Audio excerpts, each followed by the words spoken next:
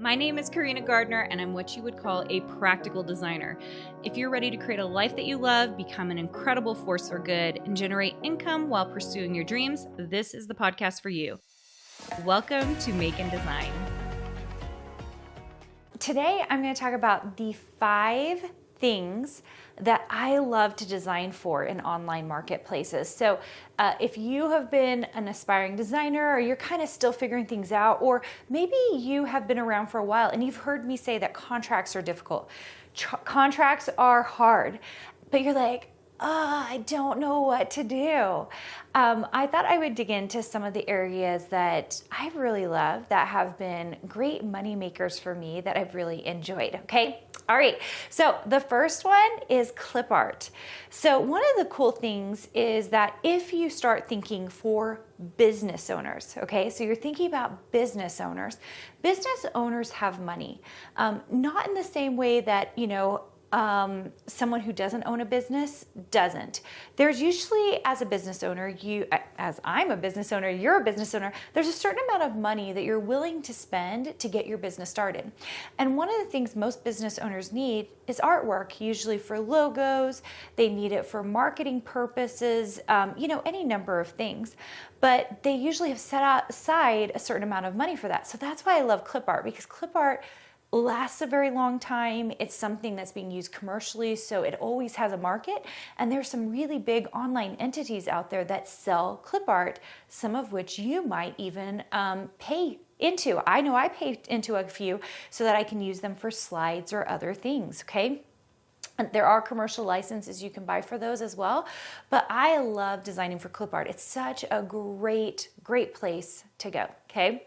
And by the way, one of the things I tell you guys about, especially if you come into a design boot camp, is that you should get individualized instruction for whatever you plan on doing. Because very often, every individual, based on the equipment you already have, based on your past experience, and based on what you like to do, I can usually talk to a designer. We can hone in on what the best area should be for them, okay? So I am giving you 5 areas that I really love, but I just want you to be aware of that. You could dig into something and not have enough information about it, okay? So the goal here is just kind of give you some ideas so you can start thinking about like what might be great for you, okay? All right, so number 1 is clip art. Number 2 that I really love is die cut files, okay? For those of you who've heard me talking to the craft industry in particular, I love die cut files. I've made a lot of money over die cut files over the years. It's still a great industry to be in. I have had a lot of interaction. Like, for example, I used to teach for Silhouette for Michaels. So, I've had a lot of that experience. But even before that, I was selling die cut files. And if you make them well, if you've got them customer proven, you've tested them yourself, that's the one thing about die cut files. We find that a lot of designers aren't testing their files to make sure they're good. Okay, test them. They are, and if they're educational, you can do educational pieces or instruction with them so that the people who buy them know what to do with them, right? Die cut files can be an amazing place to do business, okay? In another episode from here, I'm going to dig in a little bit more on this, but those of you who do or have heard me on other podcasts maybe sneakily say some of the things that I'm doing this year, or maybe you even heard me talk about it in the last month, is wallpaper. So we are digging into wallpaper this year. I did do wallpaper for a while with a company. It's been probably 7 or 8 years. It's been a little while. And we did a massive run of wallpaper. And it went okay. We were selling it from our own site. And it was back when Chevron was big. Do you guys remember that? So we sold some of that. This time, wallpaper is coming out very, very differently. We're using it differently. We're showing it off differently. And next episode, you are going to want to tune in because I'm going to tell you what is coming up. Some big stuff. I think in the last episode, I just told you that I'm coming out with a book. The next step after that, talk about a year where we're really going to be showing you guys a lot of stuff. things that came out of 2022.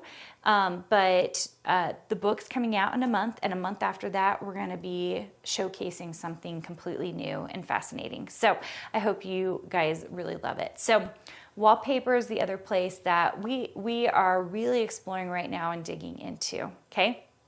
All right, next up are prints. Okay, so like most things, prints is great because especially those of you who are fine artists and you like to work with your hands, if you have a great scanner or you know how to photograph in a way to bring that artwork into a digital realm, that is a great place to get into, okay?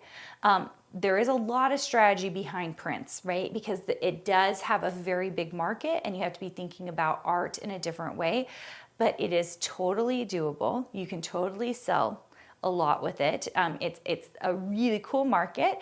And for those of you who are fine artists, you can find ways to sell your art. Now, one of the things that I always talk about is, are you pivoting to meet the marketplace? One of the coolest things about art prints is you can test a lot of things digitally, right? See what sells and make more of what sells, right? We don't want to leave customer bases without, and that's what very often happens with artists. If you're here listening to me, you guys know I like to talk about strategy.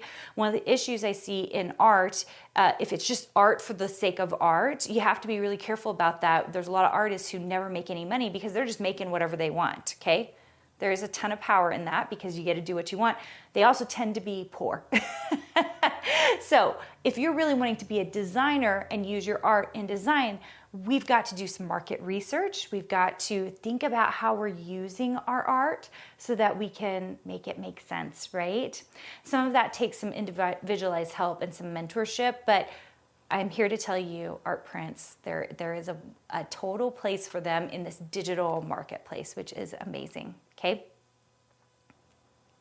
Okay, the last thing I'm going to put a little bug in your ear about is stickers. I love stickers. And these can be die cut files, but what we're really talking about here is artwork that can be created in such a way that it can then be put into a sticker format. Formatting is everything in design. The way we produce it should really tell us how we should make it to begin with. And that's actually one of the hardest things I find myself. This just happened in Design Suite. Someone was saying they wanted to do this and they wanted to do that, and they had all these prints and they were making all this stuff in Procreate. And I was like, but what is it for? And I think that we're a little bit turned around sometimes as artists and designers. We think we just make this stuff and then we figure out what it's for, when really the way that we win is to choose a category, know how it's going to come out, like for example, stickers, and then we design and we create for that group. It makes it so much easier when we're just designing out there and we're just like making stuff.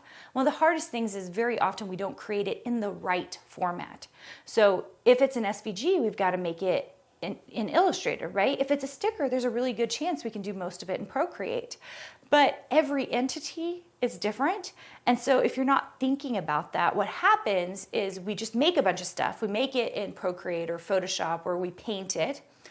And then I'll have a designer come to me and say, now what? And I'm like, oh, you've got it all turned around, okay? You're behaving like just a strict artist, which is fine. It's just, it doesn't have its same place in design. In design, we have to be thinking about the end functionality.